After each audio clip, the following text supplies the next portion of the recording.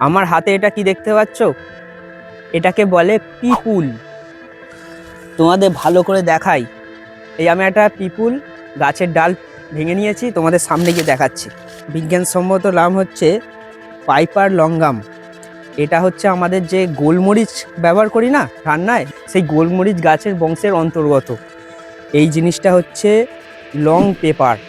গোলমরিচ যেমন ঝাল, এটাও তেমনই ঝাল। গোলমরিচের বদলে এটা আমরা রান্নার কাজে ব্যবহার করি। প্রথমে এটাকে শুকনো করে নিতে হবে, অর্থাৎ ফলটা পেকে গেল, তারপরে এটা শুকনো করে তারপরে এটা মশলা হিসেবে আমরা রান্নার কাজে ব্যবহার করি। এটা স্বাদে ঝাল, এটা কামড়ালে মুখটা ঝাল হয়ে যাবে। আর দ্বিতীয়ত হচ্ছে এর মধ্যে একটা ঔষধি গুণও আছে।